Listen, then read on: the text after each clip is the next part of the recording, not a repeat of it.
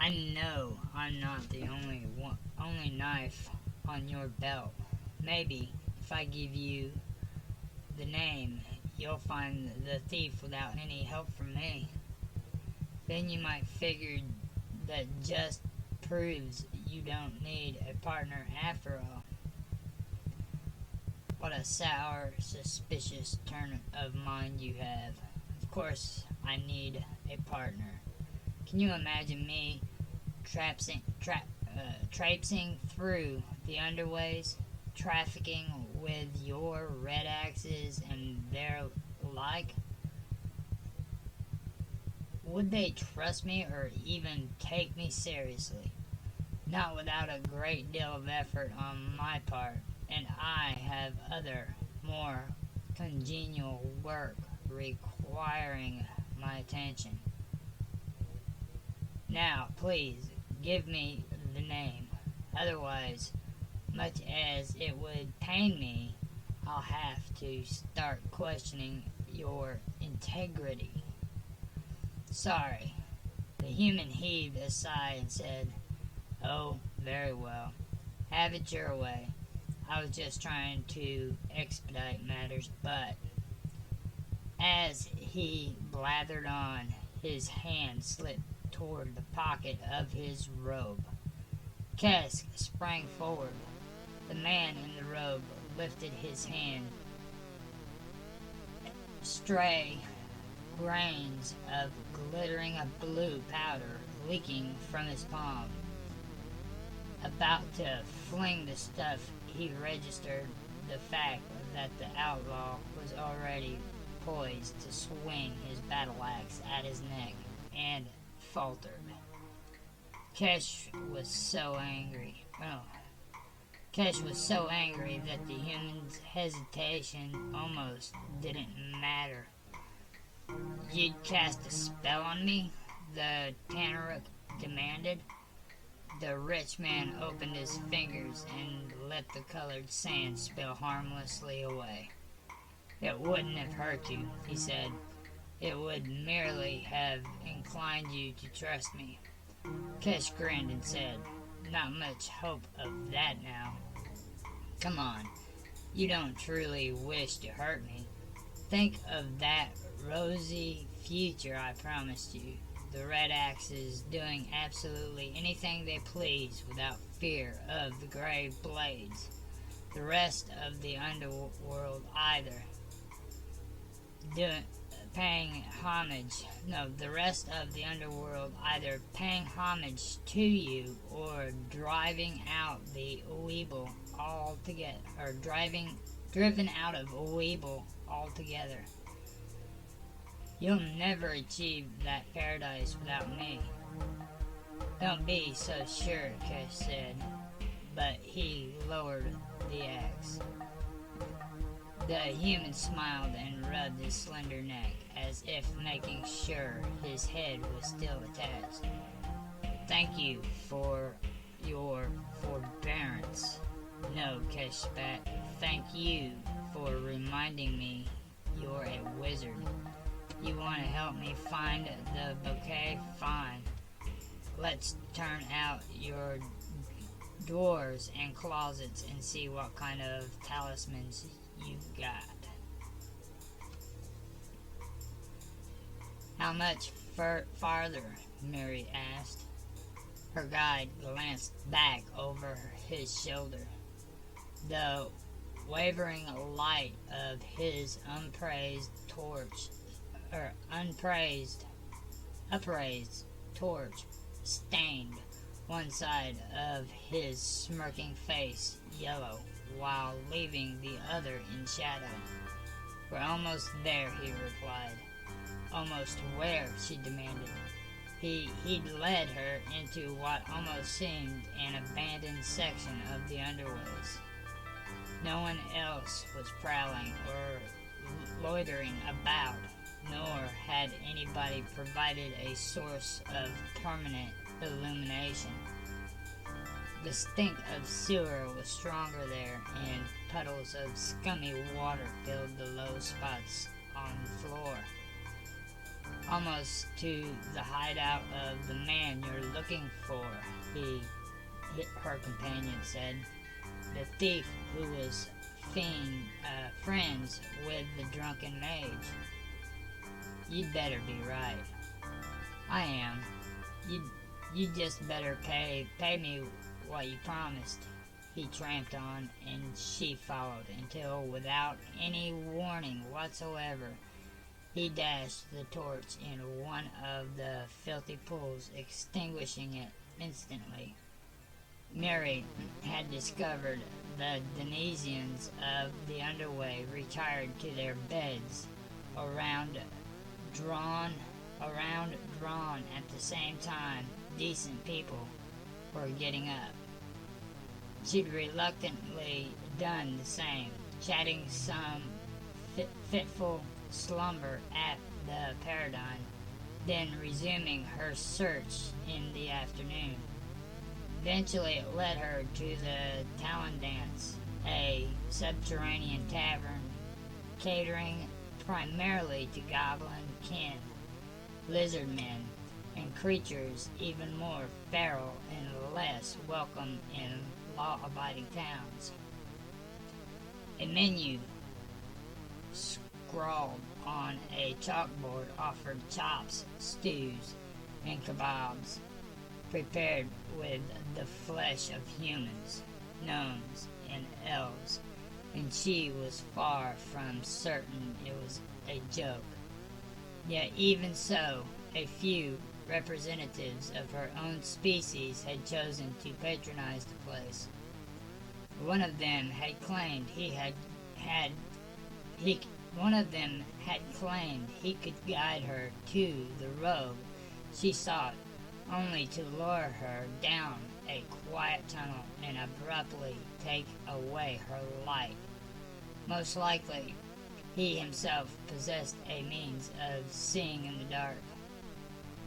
Reacting instantly, Murray knocked and loosened an arrow.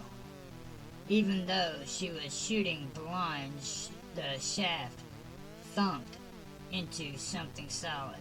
A second later, water splashed. The senior scouts of Mary's guild studied a limited system of magic in addition to their martial skills and woodcraft. She herself had only commenced that phase of her training a year before and proved to possess no extraordinary aptitude for it. Still, she mastered a few spells, and when she realized she needed to venture underground, it had been obvious which she ought to prepare for the casting. She recited a rhyming couplet and swept her hands through the mystic paths. Motes of white light leaped from her fingers like sparks raising from a fire. Glowing without heat, they winked out after a moment or two as new ones sprung forth to take their places.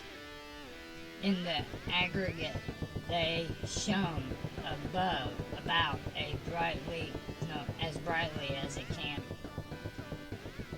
The light sufficed to reveal her treacherous guide lying dead in the puddle beside the torch. As intended, she'd shot him before he could move off the spot where she'd seen him last.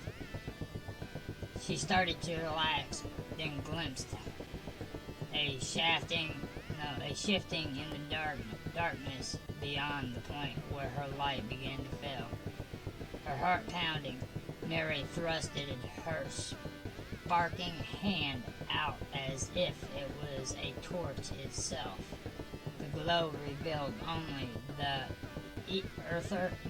earthen wall of the tunnel. Had she only imagined that something was slinking about? No, the Forest Queen knew. The odious city of the frustrations, the odious city and the frustrations of her search were wearing on Mary's nerves. Yet even so, she was no timid tenderfoot to start at shadows. Her guide had lured her toward one or more Confederates waiting to waylay her. Scoundrels who were lurking still, despite the fact that for whatever reason she was having trouble seeing them. She had no intention of standing still while she tried. With the torch soaked and useless, Mary wanted to reach a place where something else shed light before her spell of illumination ran out of power. Knocking another arrow, she retreated down the tunnel. She pivoted this way and that to keep anyone from sneaking behind her. Then she gasped as something alien touched her mind. It was like a bitter chill freezing the inside of her head. Or rather, it wasn't. But that was as close as she could come. She never felt the repugnant sensation before, and she knew no words to describe it. She was still trying to shake it off when something hissed in the darkness ahead. A huge black viper, longer than she was tall, slithered into view. It was crawling directly towards her. She shuddered, whimpered, recoiled a step. Her arrow nearly slipped from her fingertips and off the bowstring. She knew it shouldn't be that way. She'd never been afraid of snakes before. The force that had pierced her mind had poisoned her with an unnatural terror, and she had had to resist it. By sheer force of will, she made herself stop retreating. She controlled her breathing, drew the bowstring back, and let her arrow fly. The missile drove into the viper's body just behind its head, pinning it to the floor. The serpent lashed madly about, and her fear faded. When it did, she realized that some other threat could easily have crept up on her while she was so frantically intent on the viper. Reaching for another arrow, she turned, and a cudgel streaked at her head. Two of her foes had stealthily closed the distance, unlike the accomplice who'd brought Mary there. Neither could have passed for human. The one with the club had a man-like shape but scaly reptilian hide. Its fellow, who wielded a rawhide whip, reared on an ophidian tail instead of legs. Both were the same gray-brown as the dirt walls and floor. Somehow, this chameleon-like ability to change color extended even to their clothes and weapons, and it explained their success at hiding in plain sight. There were Yanti, a race comprising of a sinister blend of snake and human. Until that moment, Mary had had the good luck never to have encountered the species before, but by all accounts she could scarcely have blundered into graver perils. She blocked the cudgel with her buckler. The impact clanged, and it stung her forearm. The whip sliced at her legs, and she tried to parry with her bow. Perhaps she succeeded to a degree, but the flexible braided leather whirled around the length of wood and stung her even so. The bow was the wrong weapon. The bow was the wrong weapon for close quarters. She dropped it and scrambled backwards, meanwhile snatching for the hilt of her broadsword. Hissing, exposing their fangs, her assailants lunged after her. She glimpsed other Yuan-ti, no two exactly alike, but each a fusion of man and serpent racing up behind them. The inside of her mind went icy cold, reinfecting her with the terror, and she purged it by bellowing a battle cry. She dodged the whip and parried the club. She backed into the tunnel wall, dislodging a shower of loose grit, and knew she could retreat no further.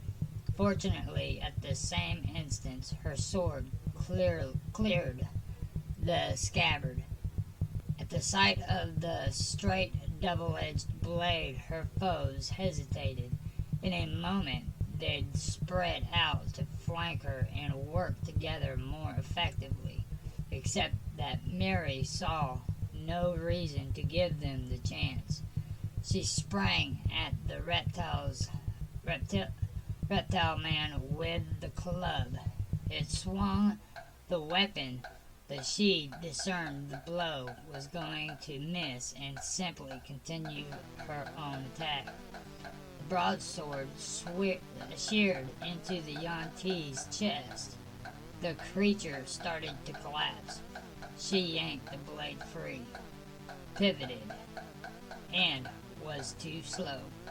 The whip lashed her sword arm, the impact painful, even though her reinforced leather sleeve and spun around it.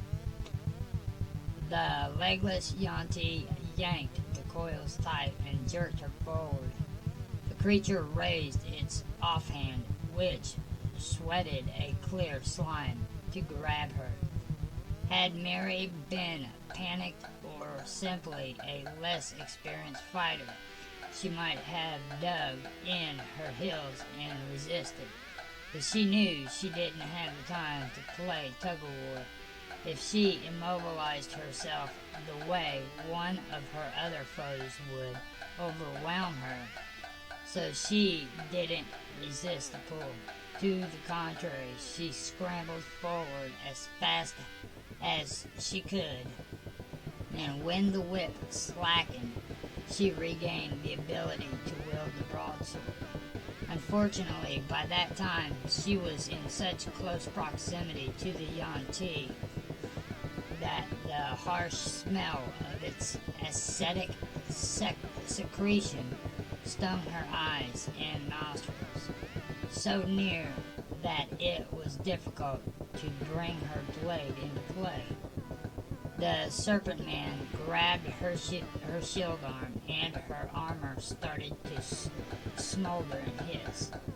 She twisted the limb from its grasp, bashed it in the face with the buckler, then hammered the top of its head with the broadsword. Heavy nickel pommel. With the broadsword's heavy nickel pommel. Bone cracked and the Yuan-ti went down. She frantically freed herself from the coils of the whip and turned to meet her next foes. At which point, she almost laughed at the futility of all her struggling, because for the first time she had a sense of just how many of them she was facing. A dozen at least. Conceivably even more. The Yuan-ti surged at her. Poised on guard, she chanted the opening words of her guild's death prayer, beseeching Maliki to welcome her soul into the house of nature. A voice cried out in a sibilant language, presumably the Yunti's own. The snake men halted, though their attitude remained as threatening as before. Some reasserted their ability to blend into the background, which plainly worked because when they weren't moving, it was uncanny how much difficult Mary had making them out, even knowing they were crouched right in front of her. "You see how outnumbered you are?" said the same voice, but in the common language. "You can't win. But we don't want to kill you. If we did, we'd come as you with blades. We'd come at you with blades and arrows instead of clubs, nets, and whips." "What do you want?" Mary asked. "Someone is smitten with you," said the Yonti's spokesman, "so much so that he put out the word he'll pay well to anyone who arranges a rendezvous." Mary was accustomed to plain speech, and it took her a moment to puzzle out what had actually been said. "You're slavers," she said. "I'm a free woman, no enemy of Weeble, and no outlaw. You have no right to lay hands on me." Some of the Yuan-Ti laughed. "I'm afraid," said their leader, "that down here in the underways, well, anywhere in Weeble, really, we hunt whom we please without much worries what the rules say. I came to the tunnels to run an errand for a rich and powerful citizen of Weeble. He'll ransom me." "That's nice, but in our trade it pays to do business with folk you already know. Less is likely to go wrong. Now be sensible and throw away your sword." "No," Mary said. "We don't do that in the Red Heart Guild." "How brainless when you have no hope of winning." "But I do. I'll slay more of you before you take me down, and each of those killed will be a victory. Every one will make the world a little cleaner." She lunged and cut. The broadsword slashed open the throat of a snake-headed Yuan-Ti before it even realized the battle had resumed. She spun just in time to spy another creature, a serpent woman, puffing on a blowpipe. Nary sidestepped, and the dart, which was no doubt drugged, flew wild. She hacked at the Yuan-Ti, half severing its scaly hand at the wrist. The slaver shrieked and recoiled.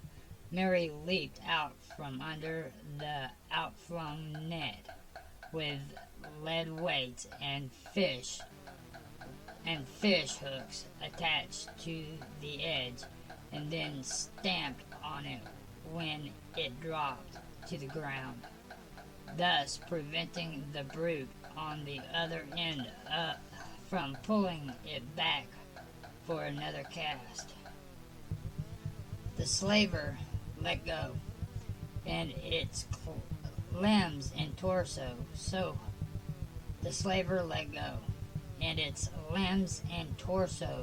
flexible it seemed to have no bones. It curled itself into a posture resembling a human wrestler's stance. Acidic jelly smeared itself across its hide. It pounced, and she whirled out of the way, simultaneously slamming the edge of her buckler into its spine. Evidently, it had vertebrae after all, because one of them cracked. Mary knew she'd been fortunate thus far, and that her luck couldn't hold against so many. Sure enough, an instant later, something swept her feet out from underneath her. As she slammed down on her back, she saw it was a long, lashing tail. She tried to scramble up, but the scaly member whipped back around and slashed her across the head. The impact made everything seem quiet and far away. Dazed, she nonetheless kept struggling to defend herself, but felt she was moving as lazily as a lost feather floating down from the sky.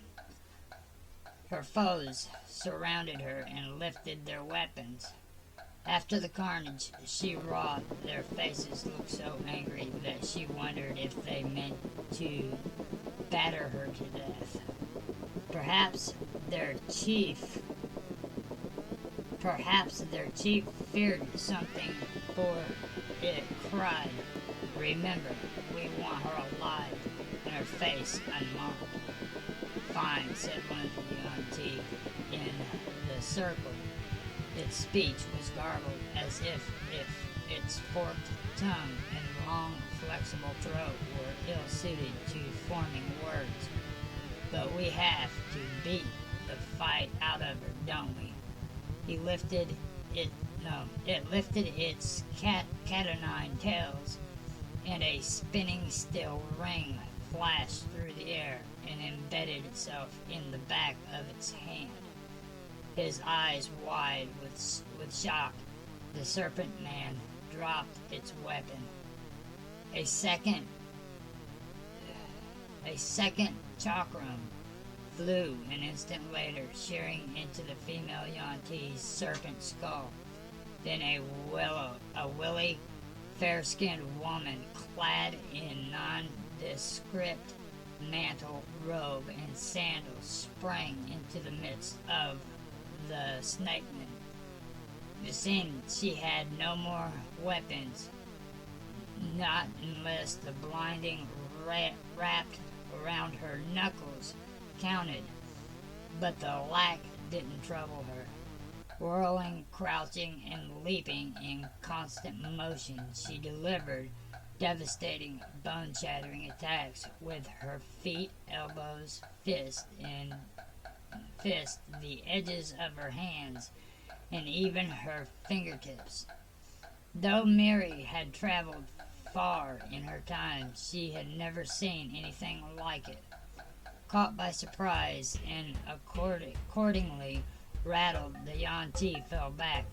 The stranger grabbed hold of Mary's arm and hauled her to her feet. She slipped her toes under the scout's fallen broadsword and kicked it up into the air. Mary blinked free of her half stupor and caught the weapon by the hilt. She and the newcomer stood back to back, so no foe could take either of them from behind. Hissing and screeching, the Yuan-Ti rushed in, and Mary cut and thrust. She realized she might prevail against her foes. The arrival of her newfound ally had given her hope. Evidently, it had altered the Yuan-Ti leader's expectations as well, because it decided to take a more active role in the battle. Declaiming words, and somehow made themselves heard despite the clamor of combat. Once again, the creature was speaking a language Mary didn't understand, but from the rhymes and measured cadence. She was certain she was certain it was reciting a spell. Sure enough, a dark vapor abruptly filled the air. Its stench so foul that Mary gagged. She felt dizzy, sick to death, while the reptile men assailed her with whips and cudgels appeared unaffected. She felt dizzy, sick to death, while the reptile men assailing her with whips and cudgels appeared unaffected. It would have been witless to imagine that inflicting as she was, it would have been witless to imagine that, afflicted as she was, she could continue fighting with her customary faculties. If she was to endure, it would have to be trickery, acting as if she was even sicker than she felt. If such a thing was possible, she swayed and crumpled to her knees. She let the broadsword slip from her fingers. Her foes took the bait. Confident she was helpless, they lunged in at her. She snatched up the blade and cut scarcely aiming and stroking simply as strong and as fast as she could damage. The ploy worked. Blood splattered, and her mangled adversaries reeled backwards. The noxious fumes started to thin, and her nausea and vertigo to pass. But it wouldn't matter if the Yuan-Ti spellcaster kept tossing curses around. Somebody had to stop it, praying that it had to wave its arms or something to work magic, that its chameleon skin no longer kept it perfectly concealed. She peered about. There, by the far wall, it was the largest and least human of any of the Yuan-Ti, with only a pair of scaly arms to indicate it was anything other than a colossal rearing snake. It carried a bastard sword in one hand and was already croaking the fingers of the other into cabalistic signs. Got to move, Mary gasped. She scrambled forward. A Yuan-Ti with hissing serpents sprouting from its shoulder in place of arms sprang into her path. She chopped at its head, jerked the broadsword free, and sprinted on. Splashing through one of the scummy pools, she glimpsed other snake men darting to intercept her, but the stranger was there too, punching, kicking, holding them back. The Yuan-Ti leader saw Mary charging forward, and it left off its conjuring to come to guard. She believed that was good, though from the way it moved, it appeared to know how to manage its weapon. The bastard sword leaped at her. She brushed it away with the buckler and riposted with a thrust. The Yuan-Ti's flexible body twisted out of the way. At once, she renewed the attack, trying to score before the serpent man could raise its heavy weapon for another cut. Unfortunately, she'd momentarily lost sight of the fact that her opponent had other offensive options, one of which it chose to exercise. Its wedge-shaped head shot down at her. jaws spread wide, drops of venom clinging to the points of the long, curved fangs. Committed to the attack as she was, Mary was in the wrong attitude to parry. Her only hope was avoiding the Yantee's bite. Her only hope of avoiding the Yantee's bite was to fling herself down on her belly. So she did. The snakeman's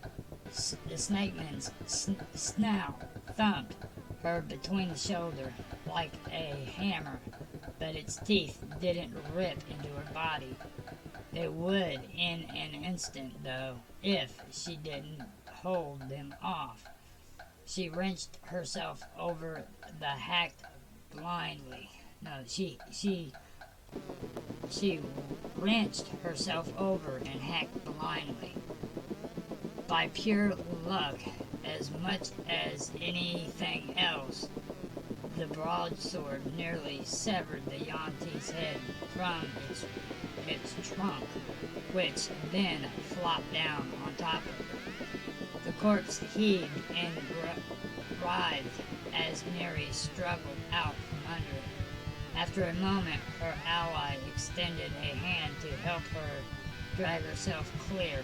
The stranger's cowl had slipped back to reveal a downy pate she'd obviously shaved within the past couple days.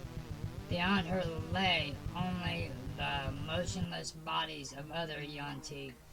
If any of the slavers retained their lives and the use of their limbs, they'd evidently fled the scene. The fight was over. Cephas shouldn't have made trouble locating the scout. A good many folk had taken note of the ranger trampling about the underways, asking questions about the robbery in the Paradin. Once the monastic found her query, she tailed her, awaiting an opportunity to ingratiate herself. The Yuan-ti had provided a splendid one. After that, however, came the difficult part, far more challenging than slaughtering a gang of serpent men. Formidable though they were, she needed to present herself as the sort of sunny, altruistic soul and the guide would be likely to trust, and which she herself particularly detested.